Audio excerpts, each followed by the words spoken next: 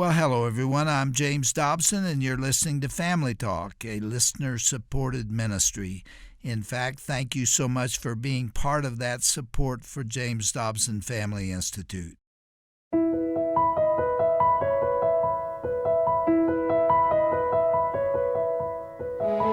Well, welcome to Family Talk. I'm Roger Marsh. You know, a strong, godly-led family is so important, and fathers are especially crucial to the health of their families. I'm reminded of the words of Proverbs 23:24, which says, "The father of a righteous child has great joy. A man who fathers a wise son rejoices in him." So, what if a family is in crisis? A parent may be struggling with a prodigal child, or maybe the leader, the father of the household, needs some encouragement. Well, today's guest on Family Talk is Mark Gregston, and Mark has plenty of experience with families when they are at an extreme breaking point. Mark is an author, speaker, and co-founder of Heartlight Ministries, which is a residential counseling center for teens in crisis. He is also the host of the nationally syndicated radio program called Parenting Today's Teens with Mark Gregston. Mark is the author of 18 books on the topic of parenting, many of which deal with struggling youth. Mark and his wife Jan reside in Hallsville, Texas, and have 2 grown children and 4 grandchildren, and I love that. At the recent National Religious Broadcasters Convention in Florida, Mark Gregston sat down with our co-host Dr. Tim Clinton, and over the next 2 days, we're going to hear their conversation about encouraging parents and struggling teens. Let's join them right now, right here on Family Talk.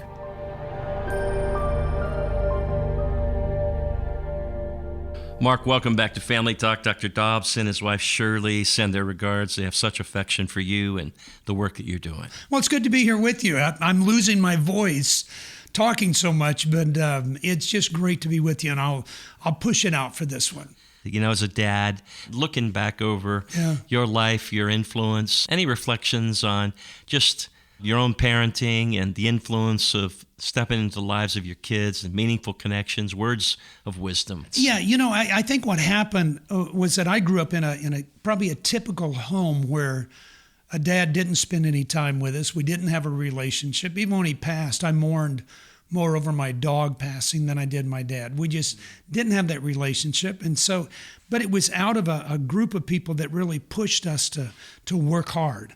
And so that's what I thought I was supposed to do as a dad, is work hard. So when I had my kids, I was working all the time. And I worked and I worked and I worked. And I look back on it and I go, man, I wish I would have as much time with my kids as I now do with my grandkids. The more time I spend with my grandkids, and they're, 22 and 17 and 11 and 10, I look at that and I go, how I wish I would have spent time with my kids the way I get to spend time with them. And it's a little bit different because I didn't have the money back then. I didn't have the time. I didn't have the opportunity, but I didn't have the wisdom either to say time is probably the denomination that I need to be investing. I got so busy in the minutia of life and doing things for everybody else that I really forgot to spend as much time with my own kids. So when I look back at that, and I would never go back to those old times, I really just have that feeling that I wish I would have spent more time. Yeah, Mark, you began an amazing ministry, Heartlight Ministries. It's all about helping troubled teens. We've had conversation about it before, and I marvel at the work that God's doing in and through you all. But Mark, as you kind of reflect on those young men and women who come to you, there's a lot of brokenness. Yeah.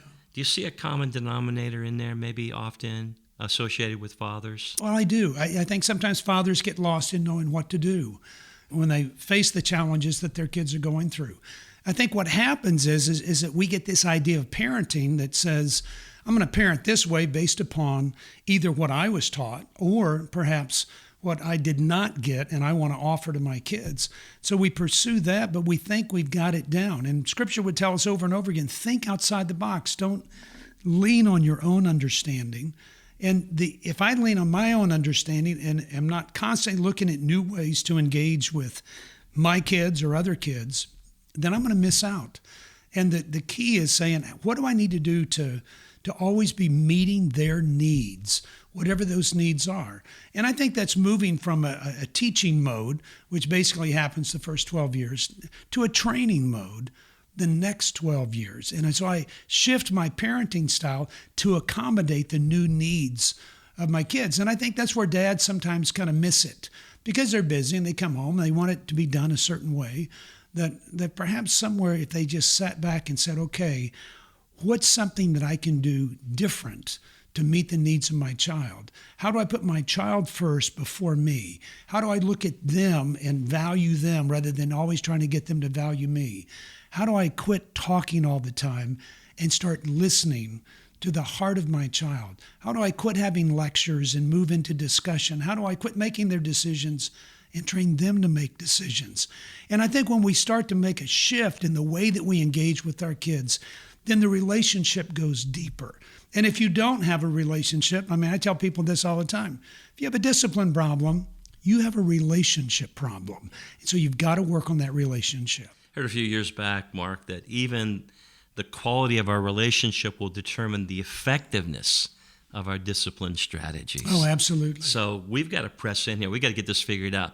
Let me stay with Heartlight just for a moment. These men and women coming to you and the broken pieces. Mark, last few years have been pretty tough go. But prior to that, we already had a mental health crisis, if you will, in culture. Since then, we have a disaster going on. It was only intuitive, again, that we would see an uptick in mental health issues, and our kids are on the receiving end of the brunt of a lot of that. It's showing up in stats everywhere. Even the CDC coming out with statistics about our daughters.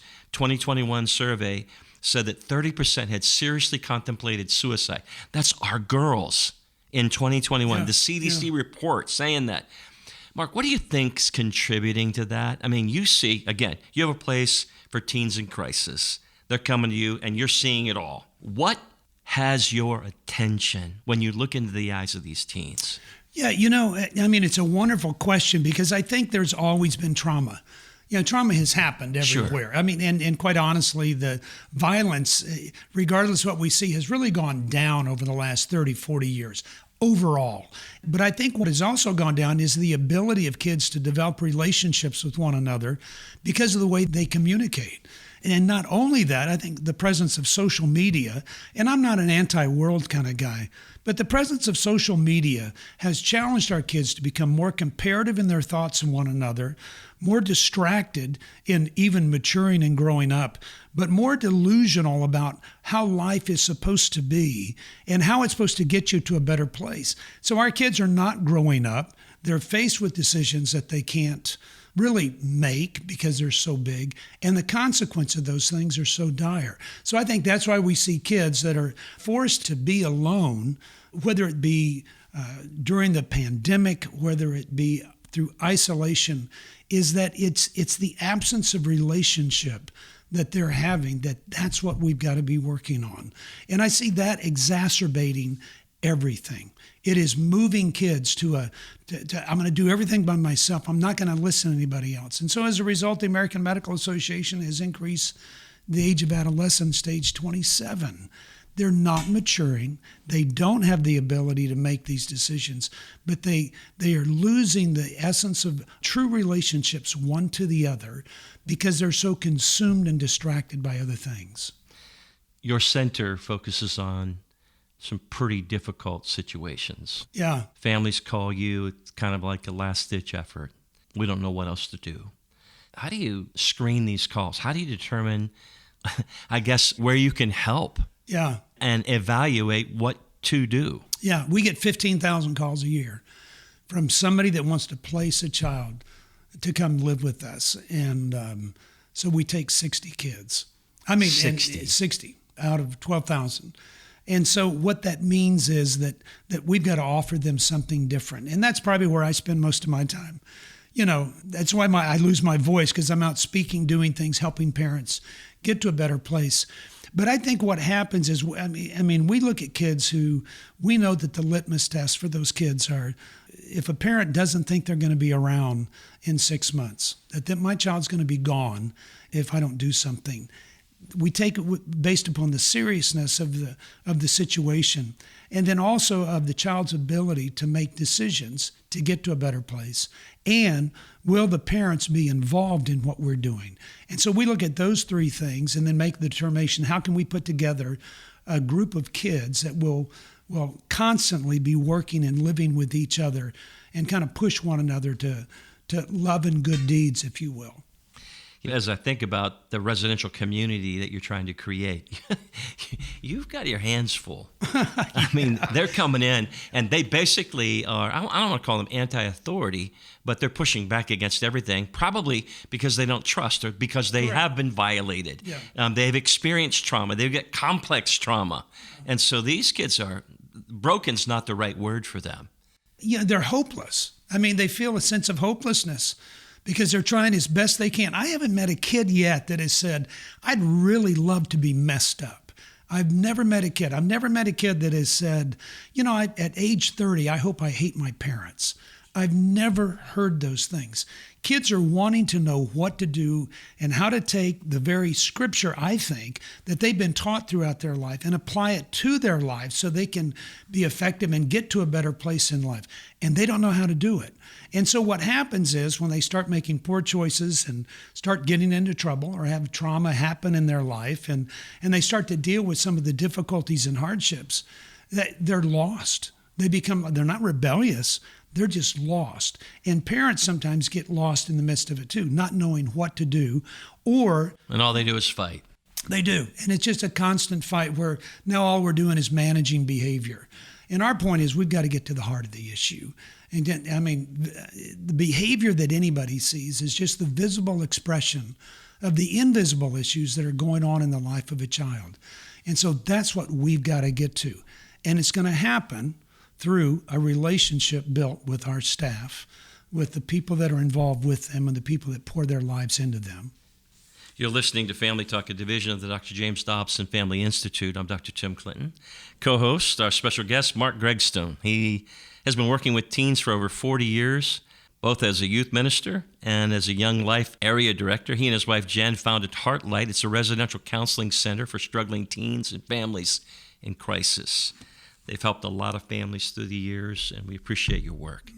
Mark, you started some events called Families in Crisis Conferences. No doubt that at the heart of that, it goes back to what you're seeing, and then you've got some secret sauce in there somewhere. I mean, I know in our world we talk about empirically supported treatment strategies. What are those, quote, best practices? How do we anchor it up in Christ?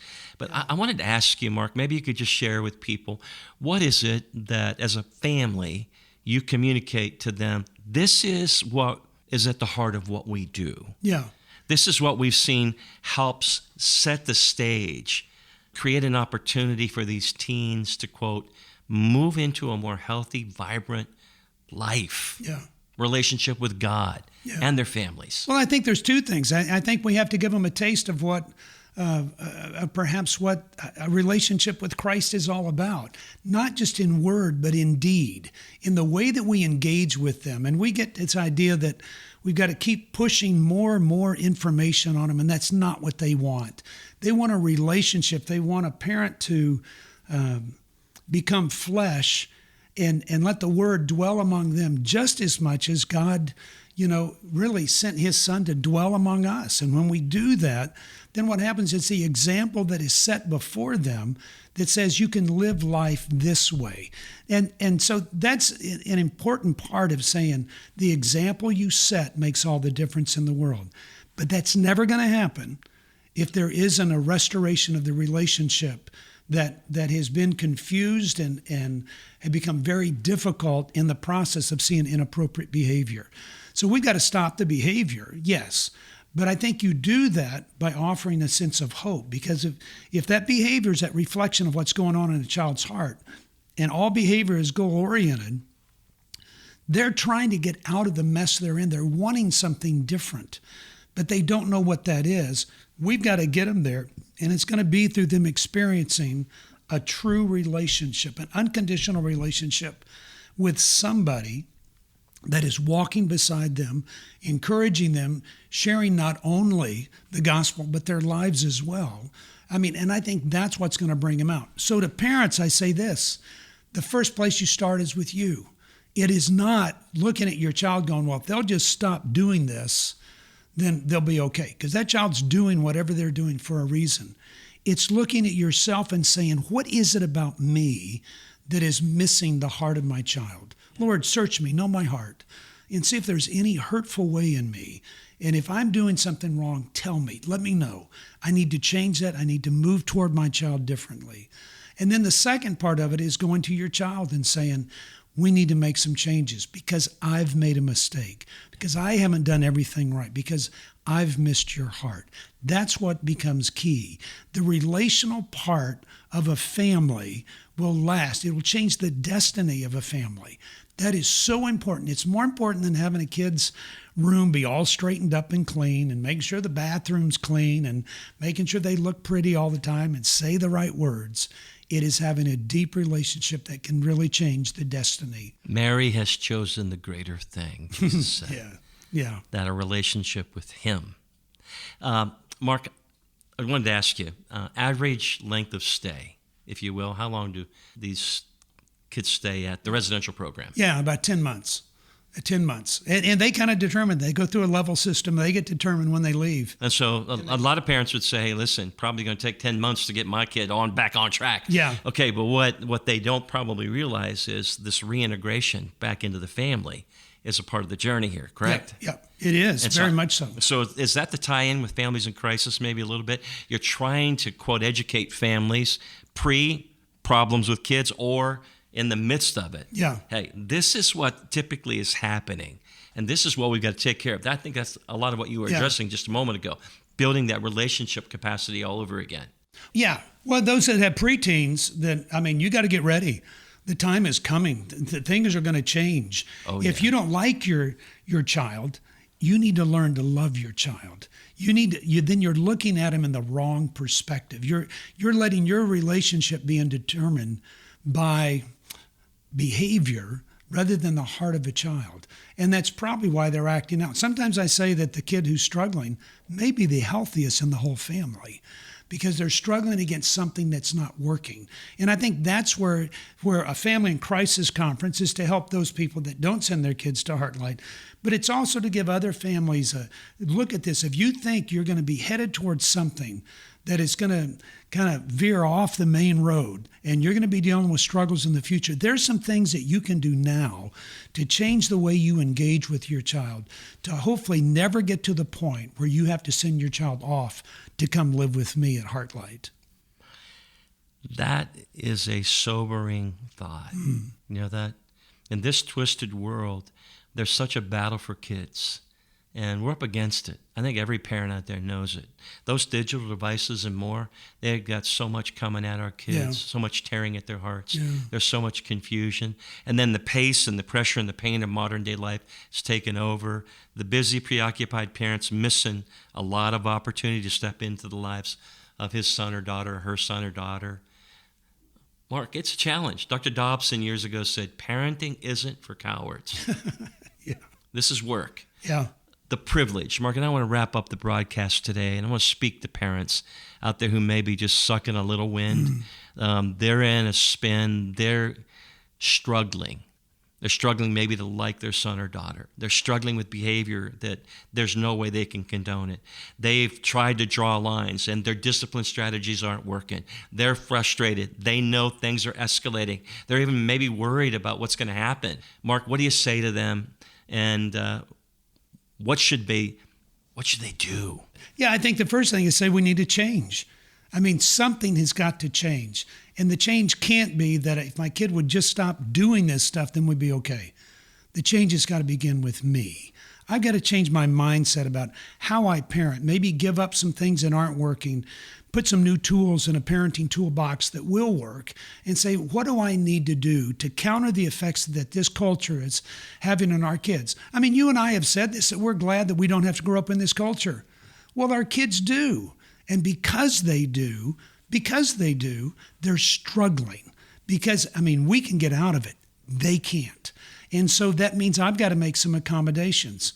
Maybe not play as much golf and spend more time with my child. Maybe not be gone all the time and spend more time with my child. And then when I do that, not just share information, but share wisdom, to give them opportunities, to give them experience, to help them observe things differently, to get them to reflect on life differently. My dad never engaged with me. I figured it out on myself. I don't think I'd be able to do that in today's culture. And so it takes a parent that's involved in the life of their child to get a child to seek wisdom, whatever they observe, whatever they reflect on, whatever they experience. And parents hold the key to making that happen. That old adage, rules without relationship fuels a lot of rebellion. Yeah, it really does. And rules with relationship brings a lot of respect. Yeah. How about connection? It's Yeah. a good word. Yeah. Pressing back in. You know that closing word, a lot of dads, you talk to them, they think it's too late. That they've blown it and there's no recovery. Yeah. I've met a few of those dads. Yeah. Or I've met some dads who've tried to reach out to their kids and they won't talk to them anymore. No relationship. That's not an easy spot to be in. It's not, but you know what? But there's hope somewhere in this. There is. And I've seen the worst of situations, you name it. We've seen it. We've dealt with it. I mean, I know 5 kids that have died this past year of drug overdoses. I know 48 kids have taken their life. In the worst of situations, you look at relationships within families, everything, whatever you can think of, those relationships can be restored at any time. But it's first got to start with a dad who says, I want to have that relationship. Then you don't stop. You know, I love my kids enough that I'll allow them to hate me. That's okay if we're going to get to a better place. Discipline takes on a whole new perspective of saying, I'm going to help my child get to a place that they want to be, and I'm going to keep them from where they don't want to end up. It's all about the way that I get to engage with them and whether I'm offering them something that a child says, I need this desperately. And I'm convinced that every father out there has the ability to do that. It's just maybe not the way you've been doing it, maybe doing it different. And I don't tell men they're wrong. Men don't like to be told they're wrong. Am I right? They like being told what to do. That's right. Fix it. Let's get this thing done. That's right. Hey, got it. What are we going to do? Yeah. And let's go to the next stage. And I think that's where some emphasis can help all these parents to say, you can get to a better place. Your child really desires to have a relationship with you. They long to have a great relationship with you. You've just got to be the one and the catalyst that makes it work. Mark, I know tomorrow we're going to talk a lot more about what you call, it's a brand new devotional, Daily Hope for Families. It's about how to do that very thing and, how to press through some of those tough issues like anger and discouragement and frustration and so much more. But Mark, if people want to learn more about Heartlight Ministries, we've talked about that and the great work you're doing down there. Where do they go? Where do they turn? Well, the first place is just heartlightministries.org. That would be the place to go to. If you want to talk about a family in crisis conference, go to familycrisisretreat.com. We're here to help families in any way that we can, so please don't hesitate to get a hold of us. Our special guest again has been Mark Gregston, counselor par excellence, a guy who gets it. He understands today's generations, and he's doing a marvelous work for families in crisis. I hope you'll tune in again tomorrow as we talk about daily hope for families. Hey, on behalf of Dr. Dobson, his wife Shirley, the entire team here, thank you, Mark. We appreciate you taking time out and pray that God would continue to bless your ministry, your efforts. Thank you for joining us. You bet.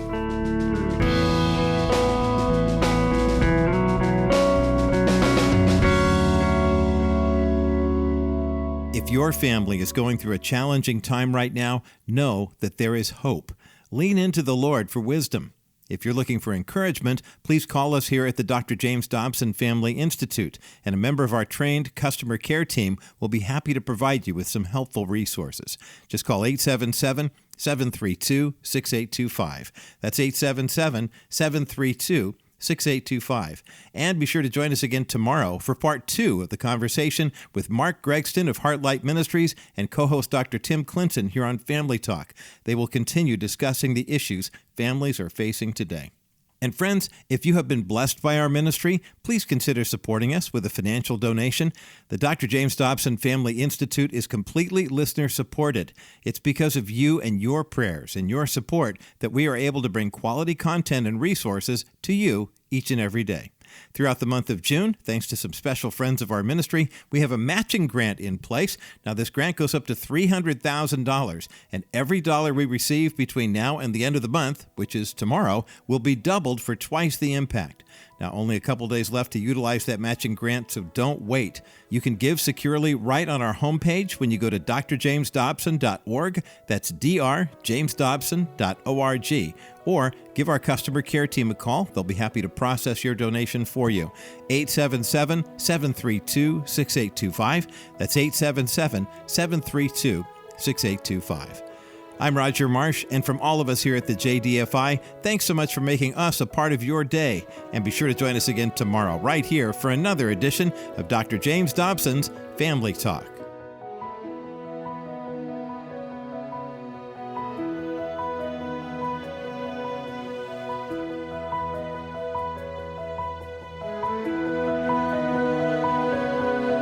This has been a presentation of the Dr. James Dobson Family Institute.